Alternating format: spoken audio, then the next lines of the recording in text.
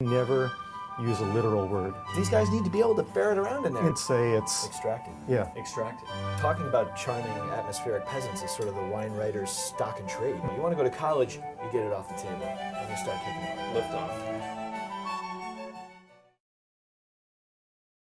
Do you have any final words of advice to the budding snobs out there who are going, as I'm sure, are going to rush out and buy this fine book, The Wine Snob's Dictionary?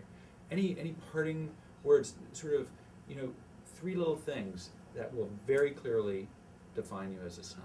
I think we just learned one just now. Work on your swirl.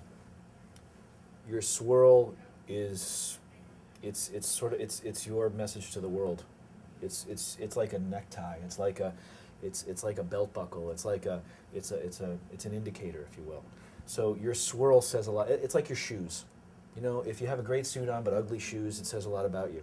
Similarly, you buy a great bottle of wine but you have a bad swirl, it really takes a lot of the wind out of your sails. So I think your swirl would be number one. Okay. Well, I do think the idea of being armed with an oblique, opaque vocabulary, Yes. that, you know, you can never use a literal word, that you have to use, you have to use the words extracted, finish, nose. You know, you can't use words that make sense.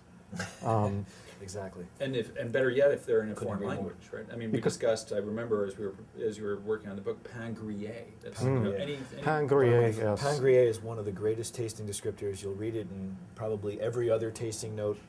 Parker uses pain grillé a lot. And he's American. And I like when but he's a Francophile. I like when tasting terms are things that people should not have tasted, like pencil lead and gunflint and leather. Those are all, you know, that's sort of early schooling in the West. I mean, right. Outside, and that's not really a wine culture. Well, I think it's possible that a lot of people, you know, kids in the 50s, I imagine, had those tasseled buckskin vests when they played cowboys, you know. Yeah. And I think a lot of wine writers of that vintage talk about leather because they chewed on it.